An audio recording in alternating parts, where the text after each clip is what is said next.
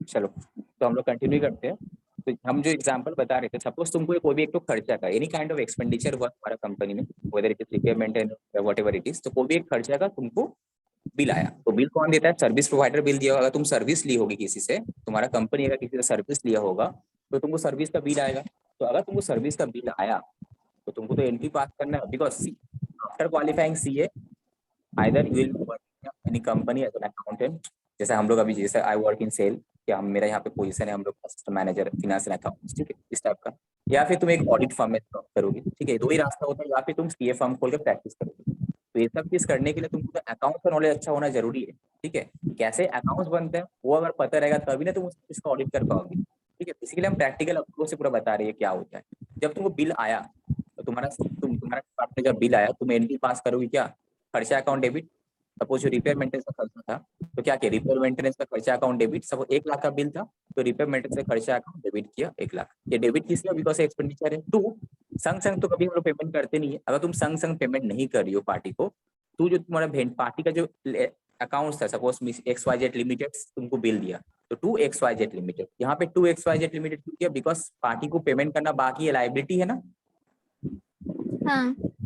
एक हम लोग कोई भी खर्चा अकाउंट डेबिट, अगर उसका पेमेंट नहीं हुआ उस खर्चा का, तो किसको पेमेंट करना है? पार्टी को पेमेंट करना है, तो उसका अकाउंट में लाइबिलिटी क्रिएट हुआ मेरा, ठीक है। तो इसका बस इतना ही में अगर तुम्हारा, उसके बाद क्या हुआ, तुम्हारा 31 मार्च आ गया, मंथ एंड हो गया, अब तुम बैलेंस शीट पीएल बनाना है, तो ये दो एंट्री का इफेक्ट क्या हुआ? ये रिपेयर मेंटेनेंस चले जाएगा पीएल अकाउंट में, और XYZ का जो लाइबिलिटीज है या आउटस्टैंडिंग खर्चा बोल के बैलेंस शीट का लाइबिलिटी साइड में दिखा, राइट।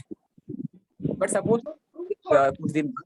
कुछ दिन बाद पेमेंट हो गया। अब जब तुम इस बिल का पेमेंट करोगी तो जनरल एंट्री क्या करोगी? उस पार्टी जो लाइबिलिटी था, उस लाइबिलिटी कम हो जाएगा। तो लाइबिलिटी कम होने से क्या होता है? डेबिट होता है। तो liability expired account debit, liability था ना ये मेरा, टू कैश मेरा बैंक, तो खत्म हो गया। अल्टीमेटली तुम्हारा देखो, XYZ लिमिटेड कट खत्म हो गया, कोई ड्यू नहीं है। तो अल्टीमेटली तुम्हारा repayment account debit to bank ही हुआ। तो तुम लोग जो बुक में करते हो एग्जाम में, तुम लोग करते हो ये repayment maintenance account debit to bank, बीच का ये कहानी है जो प्रैक्टिकली होता है।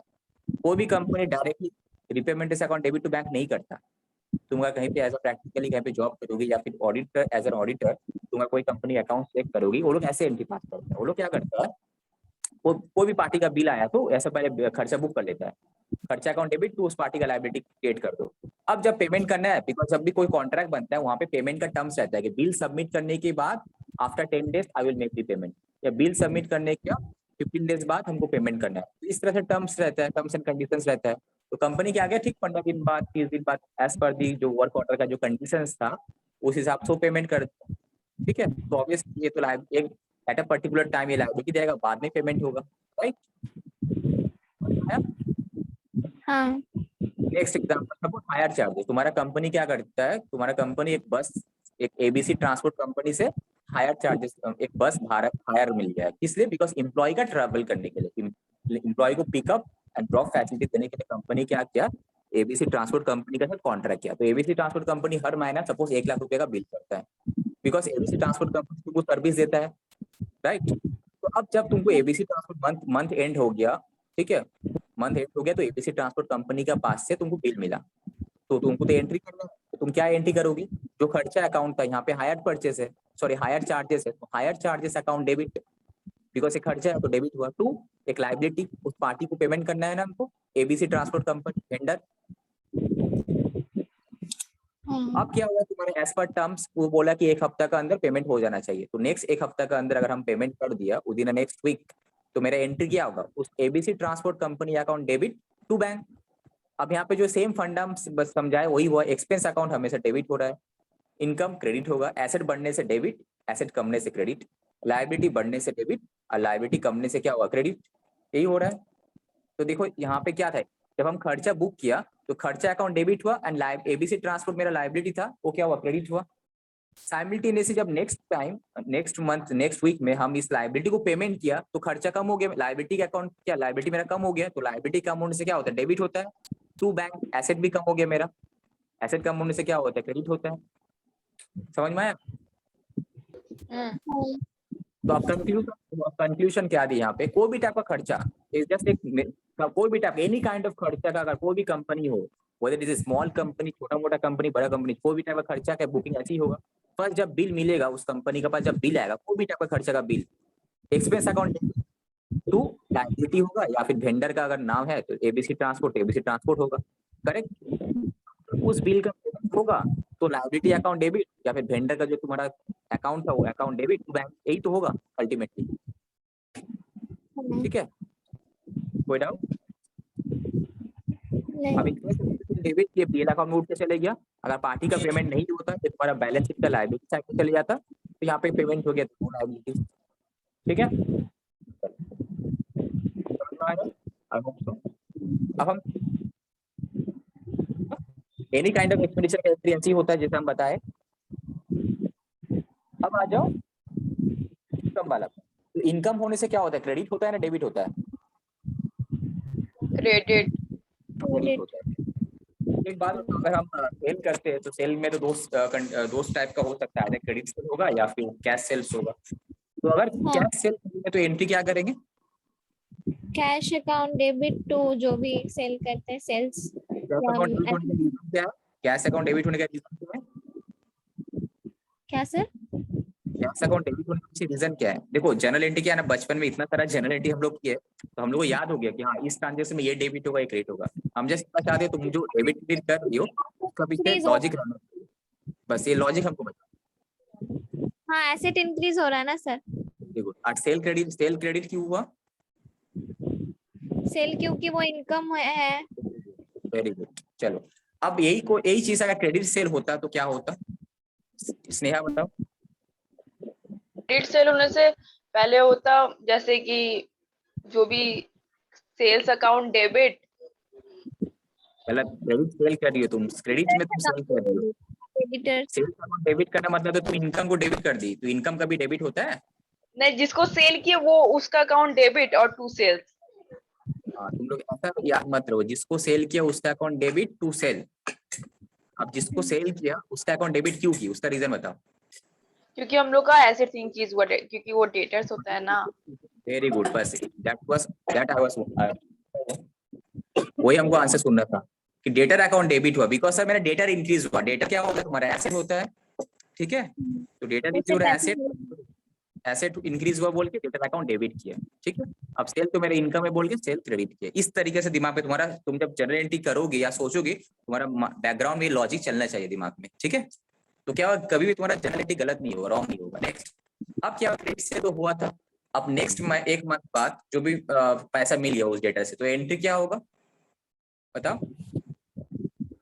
Bank account debit to debtor. यहाँ पे बैंक डेबिट किस लिए, बिकॉज मैंने एसेट इंक्रीज किया, और डेटर अकाउंट डेबिट किस लिए बताओ तो। क्योंकि मतलब जो एसेट था वो घट गया, डेटर्स अकाउंट कम कर दिए हम लोग। वेरी गुड, वेरी गुड, चलो। तो अगर जस्ट अगर लेजर अकाउंट हमको प्रिपेयर करना है, सपोज से डेटर का लेजर अकाउंट हमको चेक करना है, तो डेटर का लेजर अकाउंट यही है, ए अकाउंट दिख रहा है। जब हम सेल किए थे क्या हुआ, debtor account debit to sale, 1 lakh यहाँ आया लेफ्ट साइड। अब जब उसके पैसा मिला तो बाय बैंक यहाँ पे हुआ। तो अगर हम जस्ट तुमसे ये पूछे कि ये तुम्हारा ए अकाउंट जो दिख रहा है ये डेटर का अकाउंट है, तो ये किस टाइप का लेजर अकाउंट है? ये एसेट वाला लेजर अकाउंट है, लायबिलिटी वाला, एक्सपेंस वाला, इनकम वाला? ये एसेट्स वाला है। तो अगर एसेट वाला लेजर अकाउंट होता है तो इसका डेबिट साइड इंक्रीज का साइड होता है ना डिक्रीज का साइड होता है? डेबिट साइड इंक्रीज का, डेबिट और क्रेडिट साइड होता है डिक्रीज का। इट मींस तुम इस डेटर को जितना भी तुम सेल करोगे कहाँ आएगा, डेबिट साइड में आएगा ना। हाँ इस डेटर को जितना भी तुम सेल करोगे टू सेल होगा, राइट। और इस डेटर से जितना भी तुमको पैसा मिलेगा बाय बैंक होके यहाँ पे आएगा ना, because bank account debit to debtor, तो यहाँ पे बाय बैंक, क्लियर। तो ये तुम्हारा बैलेंसिंग फिगर आ जाता है, ठीक है। चलो अब इन रियलिटी क्या होता है ये देखो, ये तो हम जस्ट बुकिस वाला समय, अब अभी तो जीएसटी है, तुम लोगों को पता है हर चीज में जीएसटी, तुम लोगों का भी सिलेबस में जीएसटी होगा आई थिंक, ठीक है। जीएसटी कहाँ से? जीएसटी भी यूट्यूब से पढ़ते हैं। कभी यूट्यूब से पढ़ती हो तो उसका विशाल भट्टर सर का वीडियो है, उसको रेफर करना, अच्छा है। किसका वीडियो फॉलो करती हो? हाँ उसी का, विशाल भट्टी। आप विशाल भट्टर तक के करना, उनका बहुत सारा ये रहता है, ठीक है, टू हेल्प यू। चलो अब क्या है, सेल्स ऑफ गुड्स। अब जब हम विद जीएसटी जहाँ पे है, ठीक है, अब बोलो एंट्री क्या होगा। जीएसटी है तुम्हारा सपोज 18%, ठीक है, तुम सेल की जो भी अमाउंट है, तो फिगर से मतलब नहीं, हमको जस्ट एंट्री क्या होगा बताओ। क्रेडिट सेल की है तो एंट्री क्या होगा जीएसटी के साथ। सेल में ना आउटपुट जीएसटी लगता है, तो वो 2 हाँ। होता है, 2 output GST. To output GST होता है, क्यों होता है to output GST, why it क्योंकि इज क्रेडिट। वो जो जीएसटी होता है ना, वो हम लोग लेते हैं, वो जो जिसको सेल करते हैं, जैसे डिटेलर को सेल किए ना, उससे लेते हैं, इसीलिए। इसीलिए क्रेडिट होता है कि कुछ और है, सोचो। क्योंकि वो लायबिलिटी बढ़ाता है। वेरी गुड, ये आंसर है, लायबिलिटी बढ़ाता है। सोचो अगर तुम जीएसटी का पॉइंट ऑफ व्यू से सोचो, जीएसटी क्या होता है, कि इनडायरेक्ट टैक्स होता है, राइट। जीएसटी इनडायरेक्ट टैक्स होता है, इसका मतलब क्या होता है, हम सामने वाले से टैक्स कलेक्ट करके हम गवर्नमेंट को पे करेंगे। I will collect tax from the customer, उसके बाद उस टैक्स को हम गवर्नमेंट को पे करेंगे, ठीक है। अब क्या हुआ, हम सेल किए थे 5,90,000, हम सेल किए थे 5 लाख का, ठीक है। 5 लाख अगर हम सेल किए तो 5 लाख का ऊपर 18% होता है कितना, 90,000 तुम्हारा जीएसटी होता है। तो हम क्या करें, कस्टमर से 90,000 कलेक्ट करेंगे एंड संग संग मतलब जो ड्यू डेट रहता है 20 तारीख जो ड्यू डेट रहता है, तो उस नेक्स्ट मंथ का, तो हम क्या करेंगे उसको फिर गवर्नमेंट को पे कर देंगे। तो सिंस तुम जीएसटी तुम्हारा खुद का नहीं है, जीएसटी में तुम्हारा कोई राइट नहीं है, तो जीएसटी तो गवर्नमेंट का है ना, तो इसलिए अगर हम कलेक्ट करें जीएसटी, जब तक इस जीएसटी को पेमेंट नहीं करते, I have to show it as an liability हिसाब से दिखाना है, ठीक है। अगर हम कस्टमर से कोई भी टैक्स कलेक्ट करते जो कि ना गवर्नमेंट को पेमेंट करना है, that is my liability until and unless I am making this payment. जब तक हम इसको पेमेंट नहीं करते तब, ठीक है। तो इसीलिए क्या हुआ, अब तुम कस्टमर से तो 5,90,000 से तुम चार्ज करोगे। तुम जब कस्टमर को, अगर हम आज तुम कुछ भी परचेस करने की, तो वो लोग तो क्या होता है, बेसिक प्राइस रहता है, उसके बाद जीएसटी भी चार्ज करता है बिल में, राइट, करता है। तो तुमसे, इसका मतलब तुमसे जीएसटी कलेक्ट कर लिया, वो तुम डायरेक्टली गवर्नमेंट को पेमेंट नहीं करती हो। He has collected GST from you and on behalf of government collect किया, और तुम्हारा बिहाफ में वो गवर्नमेंट को पेमेंट पे कर देगा, ठीक है। तो अब सामने वाला तुमसे कितना चार्ज किया, 5,90,000 चार्ज किया, पर जो जो सेल किया तुमको गुड्स का वैल्यू कितना था, बेसिक प्राइस था 5 लाख। तो अब जब वो एंट्री करेगा, जो भी सेलर जो सेल किया वो एंट्री क्या करेगा, कस्टमर से कितना पैसा चार्ज किया हम, 5,90,000 हम चार्ज किए, ओके। उसमें से मेरा इनकम कितना है, 5 लाख, तो टू सेल 5 लाख जो मेरा इनकम है, जो मेरा पीएल अकाउंट में चले जाएगा।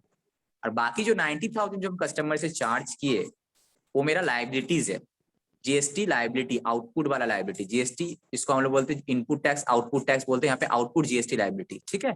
आउटपुट मतलब जो भी सेल का टाइम में जो भी हम जीएसटी, सेल के टाइम में जो भी हम जीएसटी चार्ज करते हैं कस्टमर से, दैट इज आउटपुट, ठीक है। आउटपुट यहाँ पे सेल को इंडिकेट करते हैं, आउटपुट लायबिलिटी, ठीक है। तो उसके बाद क्या हुआ, वो कस्टमर तुमको बाद में जब पेमेंट करेगा, हो सकता है उसी दिन पेमेंट कर दे या फिर बाद में भी पेमेंट कर सकता है, ठीक है।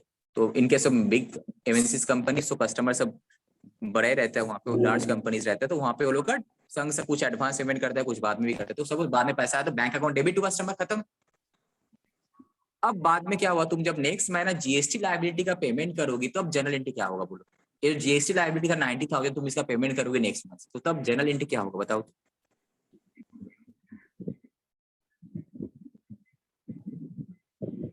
बताओ।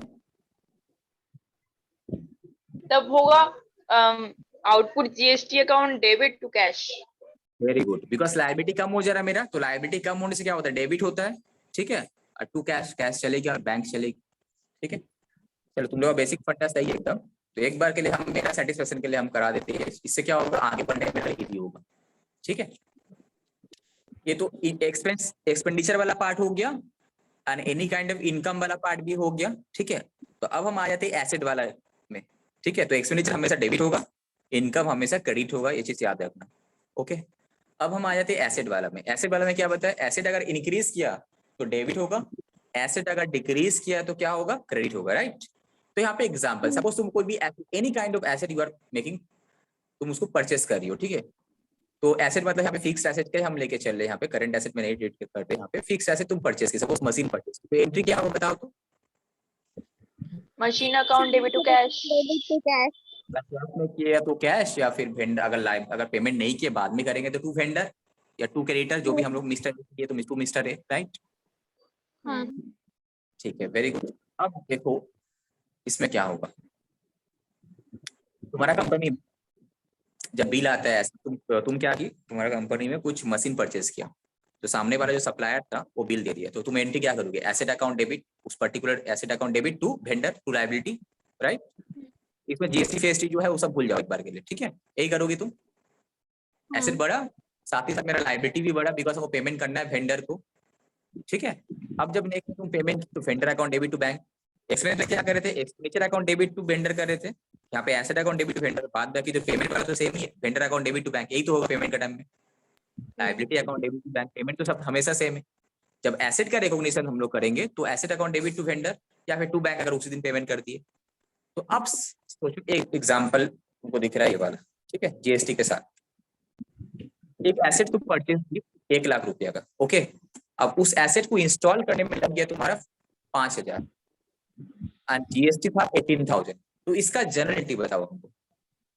हम ये अज्यूम करें संग संग पेमेंट कर दी तो वेंडर कहानी नहीं आएगा यहाँ पे, तो जस्ट जनरल एंट्री बताओ क्या होगा। सर देखिए इसका आंसर होगा मशीनरी अकाउंट डेबिट 1,05,000 की, वो इंस्टॉलेशन चार्जेस में ऐड हो जाता है, ठीक है। और फिर GST input GST account debit to bank या कैश जो भी, input GST account debit to cash. To cash कितना होगा, जीएसटी ऐड करेंगे, ये 5,000 ऐड करेंगे, 1,00,000 ऐड करेंगे। ठीक। तो अब क्या हुआ तुम्हारा, देखो यही हुआ होगा तुम्हारा, मशीन अकाउंट डेबिट किया 1,05,000 वन, और तुम जीएसटी क्रेडिट 1,05,000 के ऊपर हम पूरा थाम लिए यहाँ पे 8%, ठीक है। हो सकता है इसका जीएसटी का कोई इंस्टॉलेशन चार्ज सर्विस का, बट हम पे फॉर द कन्वीनियंस पर्पस हम 1,05,000 के ऊपर 18% थाम लिए, तो दोनों को मिलाकर अल्टीमेटली हम पेमेंट किए होंगे इसको, ठीक है। चलो एसेट वाला कहानी भी खत्म हो गया हम लोग का, अब लायबिलिटी वाला पोर्शन में। सपोज तुम बैंक से लोन लो, ठीक है, तो बैंक से अगर हम लोन लेते हैं तो जनरल एंट्री क्या होगा, sir bank account debit to loan, loan debit to loan, loan to की हुआ, लोन क्रेडिट किस लिए हुआ, liability increase. Very good very good, ठीक है। तुम लोग 11-12 में क्लास कहाँ से ली थी, हम पढ़े थे आशीष सर के पास, आशीष बनर्जी। तो यहाँ पे एक चीज हम नोटिस करते हैं कि सीएमए अपने तो वॉइस रिकॉर्डिंग ऑफ करते हुए, क्या सर, वॉइस रिकॉर्डिंग पहले ऑफ, आई मीन मेरा रिकॉर्डिंग जो कर रहे क्लास का उसको ऑफ करते हैं। तो व्हेयर आई वाज यहाँ पे, तो जब भी बैंक से हम लोन लिया 10 लाख रुपया, तो मेरा bank account debit to loan, why, because मेरा अकाउंट में पैसा आ गया तो मेरा एसेट इंक्रीज किया, that's why bank account debit. Simultaneously मेरा लोन लायबिलिटी भी तो इंक्रीज किया, बैंक को तो लोन रिपेमेंट करना है धीरे धीरे हमको, तो 10 लाख रुपए का लोन का लायबिलिटी भी मेरा इंक्रीज किया। अगर यहीं पर मेरा अगर अकाउंट खत्म हो गया तो मेरा जो बैंक लोन है बैलेंस शीट का लायबिलिटी साइड में चले जाएगा, और ये जो बैंक का मेरा एसेट जो इंक्रीज किया है मेरा बैंक बैलेंस भी इंक्रीज कर जाएगा। अब क्या हुआ, हर मंथ तुम रीपेमेंट ईएमआई का तरह जो लोन का रीपेमेंट होता है, सपोज तुम 15,000 पेमेंट करते हो, अब जब बैंक लोन का रीपेमेंट करेंगे तब एंट्री क्या होगा बताओ। तो नॉर्मल है, bank loan account debit to bank. Very good, bank loan account debit to bank. अब जब बैंक तुमसे इंटरेस्ट चार्ज किया उसका जनरल एंट्री क्या होगा, जो बैंक जो तुम्हारा जो आउटस्टैंडिंग बैलेंस था सपोज 10 लाख, उसके ऊपर इस साल 10% इंटरेस्ट चार्ज किया, तो इसके लिए जनरल एंट्री क्या होगा, bank account debit interest account, नहीं bank account debit to interest to bank loan. सोचो थोड़ा स्लो, इंटरेस्ट बैंक तुमसे चार्ज कर रहा है, तुम्हारा इनकम नहीं है, तुम्हारा खर्चा है, डेबिट होगा, क्या होगा, interest bank interest account debit, to क्या होगा, सोचो तुम्हारा पास सपोज तुम्हारे पास बैंक तुम्हें बैंक से लोन ली, ठीक है, तो बैंक से जब तुम लोन, जब तुम बैंक से एक लोन लेती हो तो तुमको एक अलग अकाउंट बैंक खोलता है, ठीक है, उसी अकाउंट में तुम्हारा लोन को वो लोग डिसबर्स करते हैं और फिर तुम्हारा सेविंग्स अकाउंट में पैसा आ जाता है, ठीक है। उसके बाद क्या होता है, हर मंथ बैंक तुम्हारा उसी अकाउंट में जो बैंक लोन का अकाउंट था उसमें इंटरेस्ट चार्ज करता है। जब भी बैंक तुमसे इंटरेस्ट चार्ज करेगा तो तुम्हारा लोन का बैलेंस बढ़ जाता है, ठीक है, लोन का बैलेंस क्या होता है, बढ़ जाता है, ठीक है। तो अब क्या अल्टीमेटली जो लोन इंटरेस्ट, अगर इंटरेस्ट तुम चार्ज किया तो लोन का लायबिलिटी मेरा बढ़ जाएगा, interest account debit to loan देखो अकाउंट, बैंक लोन, बिकॉज क्या ईएमआई का मतलब क्या होता है पता है? ईएमआई का मतलब जो 50,000 हम ईएमआई दे रहे, it is inclusive of interest. हम प्रिंसिपल भी पेमेंट कर रहे एंड इंटरेस्ट भी पेमेंट कर रहे। तो सबसे पहले फर्स्ट ट्रांजेक्शन ये होता है, तुम बैंक से लोन ली, इस महीना जैसा एंड हुआ तो बैंक ये जो ये तो 3 नंबर ये होगा, 2 नंबर एंट्री ये होगा, बैंक संग संग तुमसे इंटरेस्ट चार्ज किया। कितना? 10 लाख रुपया लोन था इस महीना का बिगिनिंग में, तो उसके ऊपर 10% कितना होता है ना, 10,000। तो जैसे तुमको बैंक इंटरेस्ट चार्ज किया तो तुम्हारा लायबिलिटी और बढ़ गया ना। अब उसके बाद थर्ड एंड टाइम तुम क्या की, संग संग तुम लोन का रिपेमेंट भी करती है। लोन का जो रिपेमेंट होता है वो ऑटोमेटिक होता है, बैंक में तुम्हारा इंस्ट्रक्शन दिया हुआ है, तुम्हारे अकाउंट से काट, तुम्हारा सेविंग्स अकाउंट से पैसा कट जाता है। तो अब क्या हुआ, तुम्हारा पैसा कट गया, तो तुम्हारा पैसा कट गया तो टू बैंक हो गया, राइट। और सिमिलरली 50,000 रुपया का तुम्हारा लायबिलिटी भी कम हो गया, बैंक लोन डेबिट हो गया, करेक्ट। तो if I ask you as of today तुम्हारे पास बैंक का लायबिलिटी, बैंक लोन का लायबिलिटी कितना होगा बैलेंस शीट में? 60,000। बैलेंस शीट में बैंक लोन का लायबिलिटी कितना होगा? इसमें इंटरेस्ट है कितना? 50,000। इंटरेस्ट था 10,000, ठीक है, और तुम बैंक लोन का पेमेंट की 50,000। 50,000 तो बैंक लोन है। बैंक लोन कितना है? 9,50,000। 9,50,000। 9,50,000। देखो 10 लाख का तुम्हारा पास लोन था, तुम लोन ली थी, you have taken the loan for 10 lakh, ठीक है। उसके बाद बैंक क्या किया, 10,000 और चार्ज किया, तो 10 लाख 10,000 हो गया, ठीक है। अब 10 लाख 10,000 में से तुम क्या पेमेंट कितना की? 50,000। 60,000। 60,000 पेमेंट। कितना हुआ? 10 लाख 10 माइनस 50 कितना होता है? 9,60,000। 9,60,000, ठीक है।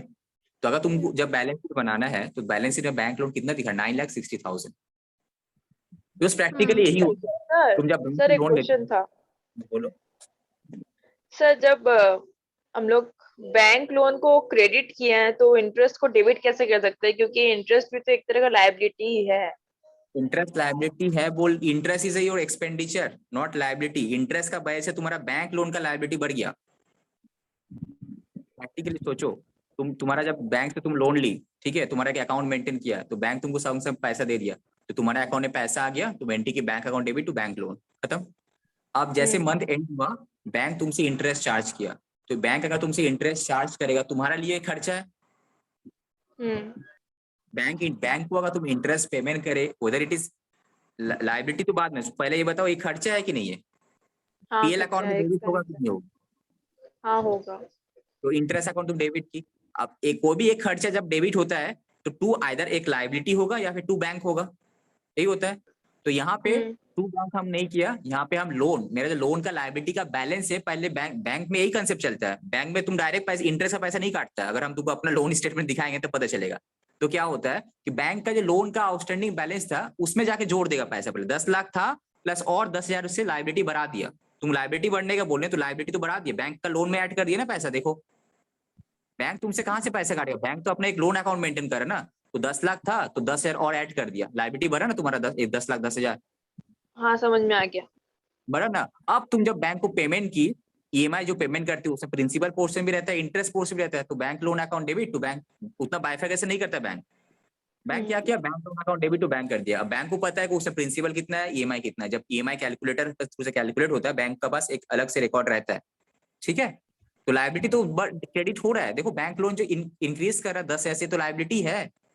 एक्सपेंडिचर अकाउंट हम लोग एक्सपेंडिचर अकाउंट को डेबिट करते हैं, टू में आइदर एक लायबिलिटी क्रिएट होता है, अगर पेमेंट नहीं किया, अगर पेमेंट कर दिया तो टू बैंक होता है, सिंपल सी चीज है, राइट। तो यहाँ पे तुम इंटरेस्ट अकाउंट डेबिट की, अब टू बैंक लोन, बिकॉज तुम टू बैंक नहीं करते, टू बैंक जो तुम करोगी ईएमआई पेमेंट करोगे ना एक साथ में, तो पहले बैंक लोन में तुम जाके बढ़ा दी पैसा को, लायबिलिटी को, अब एक साथ तुम पेमेंट की, bank loan account debit to bank. अब अल्टीमेटली जब तुम अकाउंट क्लोज कर रही हो यहाँ पे कोई भी मंथ का, तो बैंक लोन का बैलेंस कितना दिख रहा है?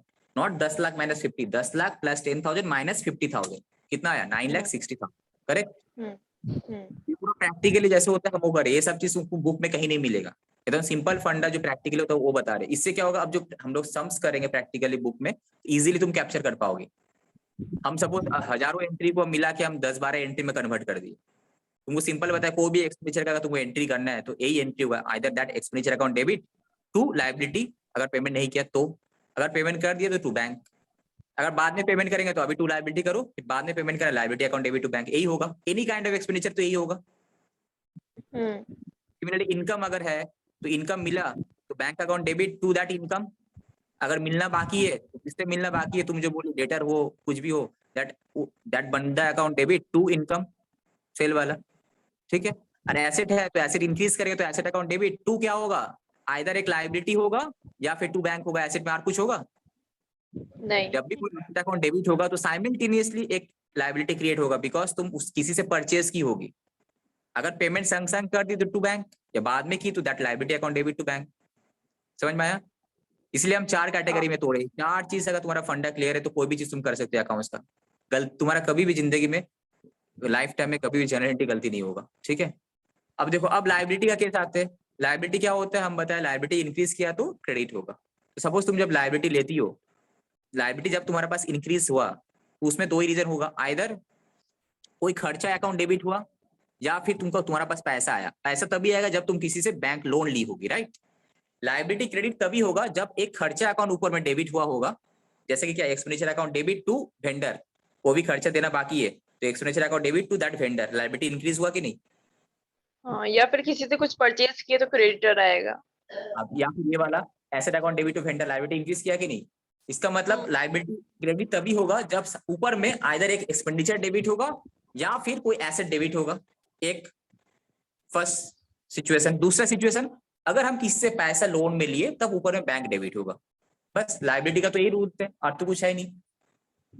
लायबिलिटी का रूल क्या बनते हैं, सिंपल 3 रूल है, either expenditure account debit to liability होगा या फिर asset account debit to liability होगा, या फिर अगर हम किसी से लोन लिए होंगे bank account debit to bank loan account debit to liability. अगर हम डिवेंचर मार्केट में इशू किए होंगे तो क्या होगा, पैसा आया bank account debit to that debenture, bank account debit to bank loan, ठीक है। क्लियर?